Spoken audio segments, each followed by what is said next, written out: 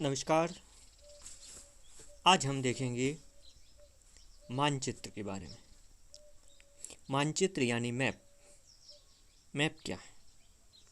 Map कितने प्रकार का होता है, उनका वर्गीकरण क्या है, यानी मानचित्रों का वर्गीकरण क्या है, उनकी मापनी क्या क्या होती है, मानचित्र किन किन क्षेत्रों में उपयोगी है,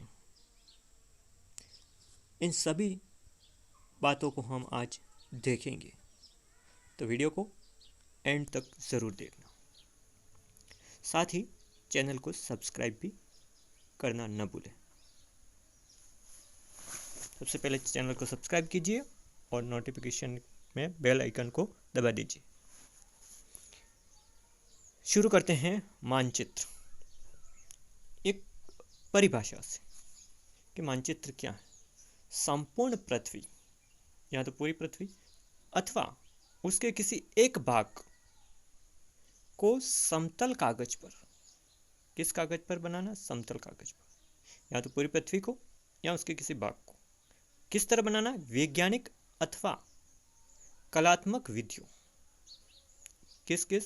वैज्ञानिक विधि भी काम आएगी उसमें और कलात्मक विधि से उसका चित्रण करना मानचित्र कहलाता है। साधारण शब्दों में कहें तो हमारी जो पृथ्वी है वो एक ग्लोब के रूप में, उस ग्लोब को या तो पूरी पृथ्वी को अथवा उसके किसी एक भाग को, जैसे एक भाग भारत ले लिया तो भारत को दर्शाना, राजस्थान को दर्शाना, एशिया को दर्शाना, कोई एक भाग हो गया, उसको, उस ग्लोब को क्या करना? समतल कागज पर प्रदर्शित करना है। तो उसको प्रदर्शित करने के लिए केवल चित्र बना देंगे तो वो तो मानचित्र नहीं कहलाएगा, केवल चित्र कहलाएगा। तो उसको वैज्ञानिक विधियों के द्वारा, यानी उसके अंदर मापक होगा, मापनी होगी, प्रक्षेप होगा, प्रोजेक्शन होगा, साथ में कलात्मक विधियों के माध्यम से समतल कागज पर बनाएंगे। तो वही क्या है? मानचित्र। इसी को कहा जाता है मानचित्रण भी कहा जाता है। मानचित्रण का कार्य ये मानचित्र। तो मानचित्र की परिभाषा आपको समझ में आ गई। आगे मानचित्र का वर्गीकरण देखते हैं। मानचित्रों का वर्गीकरण आपको दिख रहा होगा, ये साथ में पेन और रजिस्टर साथ में रखिए ताकि आप उसको नोट डाउन भी करते जाए। और बहुत सारे कंपटीशन एग्जाम में ये चीज़ें आती हैं और बहुत सारी क्लासों में भी ये उपयोगी है जानकारी। तो मानचित्रों का वर्गीकरण अलग अलग आधार है, तो 3 आधार पर इसका वर्गीकरण किया गया है। मानचित्रों का वर्गीकरण के 3 आधार है। पहला आधार है मापक के आधार पर, दूसरा आधार है मानचित्र का उद्देश्य क्या है और उसकी विषय वस्तु क्या है, तो उद्देश्य एवं विषय वस्तु के आधार पर मानचित्र का वर्गीकरण।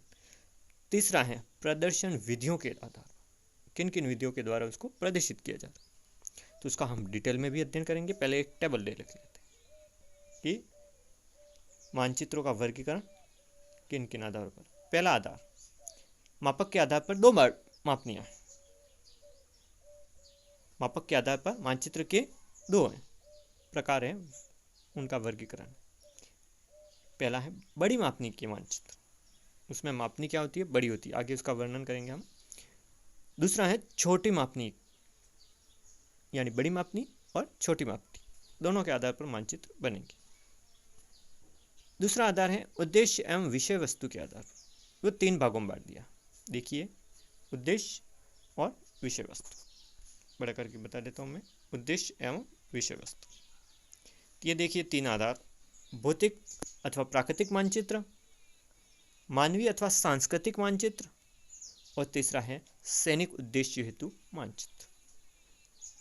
भौतिक चीज़ों को बताते हैं या प्राकृतिक चीज़ों को, तो वो प्राकृतिक के अंतर्गत आ जाएगा। मानवीय या सांस्कृतिक चीज़ों को बताएंगे तो वो सांस्कृतिक मानचित्र हो जाएगा। और सेना जो उपयोग में लेती है मानचित्र वो अलग बनते हैं, तो वो उनका उद्देश्य है सैनिक कार्यों के लिए, तो वो मानचित्र अलग है। तीसरा है प्रदर्शन विधियों के आधार पर। कौन सा है? प्रदर्शन विधियों के आधार पर। तो ये 2 प्रकार का, कौन कौन सा? गुणात्मक मानचित्र और मात्रात्मक मानचित्र। ये सामने है आपके, तीसरा वर्गीकरण है, दिख रहा आपको। प्रदर्शन विधियों के आधार पर गुणात्मक मानचित्र और मात्रात्मक। एक में केवल गुण को दर्शाया जाता है, दूसरे में इसकी मात्रा को भी दर्शाया जाता है। तो इस आधार पर मुख्यतः मानचित्रों का जो वर्गीकरण है 3 आधार है। ये टेबल भी साथ में नोट करते जाइए कि मानचित्र का वर्गीकरण तीनों आधार, मापक के आधार पर, उद्देश्य और विषय वस्तु के आधार पर, प्रदर्शन विधियों के आधार पर। तो इस तरह आप नोट डाउन भी कर लीजिए। आगे इनको हम डिटेल में अध्ययन करेंगे कि ये मानचित्र किस प्रकार के होंगे। पहला ले लेते हैं मापक के आधार पर मानचित्र। ये है मापक के आधार पर। हमने टेबल में देखा था मापक के आधार पर 2 भाग थे, बड़ी मापनी की और छोटी मापनी की। तो बड़ी मापनी वाले मानचित्र देखते हैं। अब बड़ी मापनी वाले, नाम उसका बड़ी मापनी है, पर अक्सर हमको दिखती है छोटी मापनी। ठीक है, मापनी बड़ी है। अब ये मानचित्र कहाँ पे काम आएंगे? जो छोटे क्षेत्र उसको बड़े आकार में दर्शाना है तो उसको बड़ी मापनी के माध्यम से दर्शाया जाए। जैसे भूसंपत्ति मानचित्र, भूसंपत्ति कैडेस्ट्रल मानचित्र, कैडेस्ट्रल मैप कहा जाता है जिनको, तो कैडेस्ट्रल मानचित्र भी कहा जाता है। तो वो भूसंपत्ति, जमीन संबंधी, कौन सी जमीन? जो नगरों के प्लान है, गांवों, कस्बों, खेतों को बनाना है, वह उनके भवनों के मानचित्र बनाने हैं, तो ये बड़ी मापनी के मानचित्र बनते हैं। 1:2000 से 4000 तक इनकी मापनी होती है। ठीक है, इनकी मापनी 1:2000 से 4000। साधारण शब्दों कहें तो 1 सेंटीमीटर बराबर 20 मीटर अथवा 40 मीटर, वहाँ तक ले सकते हैं। किसमें? भूसंपत्ति के मानचित्र। तो ये बड़ी मापनी के मानचित्र कहाँ लाते हैं?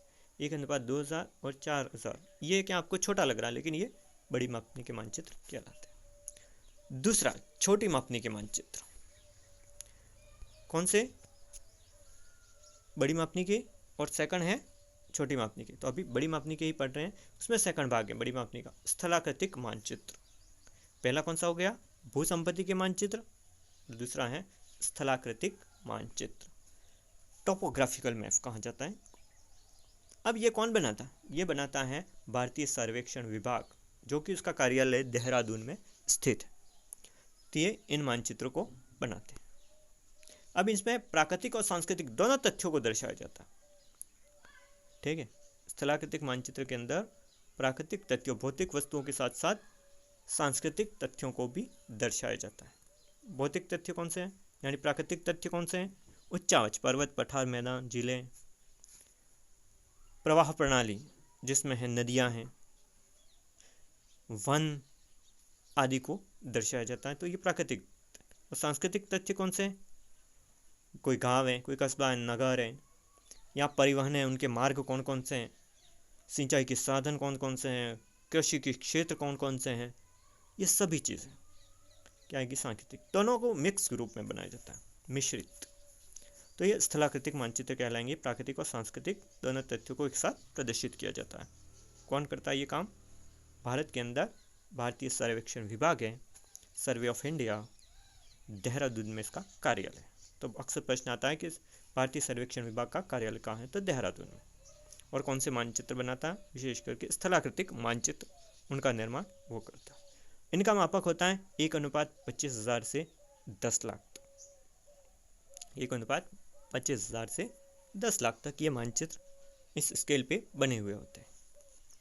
आगे सेकंड, पहले ये बड़ी मापनी के मानचित्र थे। कौन से? भूसंपत्ति मानचित्र और स्थलाकृतिक मानचित्र, जो पहले, ये सेकंड भाग है। दूसरा, छोटी मापनी के मानचित्र। ये क्या क्या? बड़े क्षेत्र को छोटे आकार में प्रदर्शित करता है। किसमें? छोटे आकार। कौन कौन से होंगे ये? पहला इसमें दीवारी मानचित्र, वॉल मैप, जो हम दीवार पे टांगते हैं। ठीक है, तो इसके अंतर्गत विश्व का मानचित्र बनाना हो अथवा किसी महाद्वीप का बनाना हो, एशिया है, यूरोप है, अफ्रीका है, तो इस तरह महाद्वीपों के कोई मानचित्र बने हुए होते हैं, तो वो छोटी मापनी पे बने होते हैं। और किसी देश का मानचित्र बनाना हो, इसका मापक देखा जाए तो 5 लाख, 1:5 लाख से 1:40 लाख तक बने होते हैं। देखो यहाँ संख्या बड़ी दिख रही है, लेकिन ये छोटी मापनी के मानचित्र कहलाते हैं। तो ये कन्फ्यूज मत होना कि ऊपर हमने बड़ी मापनी कहा था, वहाँ संख्या छोटी दिख रही थी, यहाँ छोटी मापनी कहा है, संख्या बड़ी दिख रही है।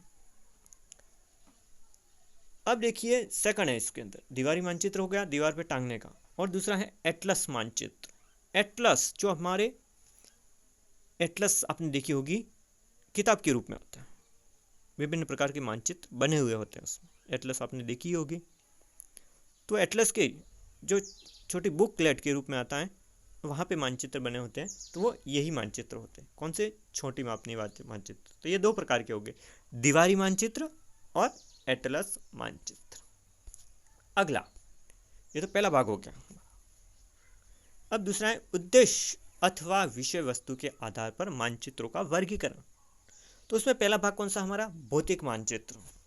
उस टेबल में हमने देखा था पहला भौतिक मानचित्र या प्राकृतिक मानचित्र जिनको कहा जाता है, फिजिकल मैप। अब भौतिक वस्तुओं को दर्शाने के लिए क्या किया जाता है? इस प्रकार के मानचित्र बनाए जाते हैं। भौतिक चीज़ें कौन कौन सी है? जैसे उच्चावच, पर्वत, पठार, मैदान, विभिन्न प्रकार के उच्चावच हैं, तो उनको दर्शाने के लिए उच्चावच मानचित्रों का प्रयोग किया जाता है। अब भौतिक मानचित्र में अलग अलग प्रकार है, ठीक है। उच्चावच मानचित्र, भूगर्भिक मानचित्र, धरातल के आंतरिक भाग के अंदर विभिन्न प्रकार की चीज़ें हैं, उनका मानचित्र बनाना है। खनिज पदार्थ कौन कौन से हैं धरातल के आंतरिक भाग में, किन किन क्षेत्रों में खनिज पदार्थ उनके भंडार हैं, वो आंतरिक भाग में देखना। तो चट्टानों की संरचना कैसी है, तो इस तरह के मानचित्र जो भूगर्भ के बारे में बताते हैं। तीसरा है जलवायु मानचित्र, जो जलवायु के बारे में मुख्यतः बताते हैं। चौथा है मौसम मानचित्र, मौसमी दशाओं के बारे में बताते हैं, मौसम कैसा रहता है, दैनिक मौसम कैसा है अलग अलग क्षेत्रों में, जो कि मौसम विभाग उनको बनाता है। अगला है भौतिक मानचित्र, वनस्पति मानचित्र, तो किन किन क्षेत्रों में कौन कौन सी वनस्पति मिलती। अगला है मृदा मानचित्र, मिट्टी के प्रकार, मिट्टी कैसी है उसको दर्शाने वाले मानचित्र।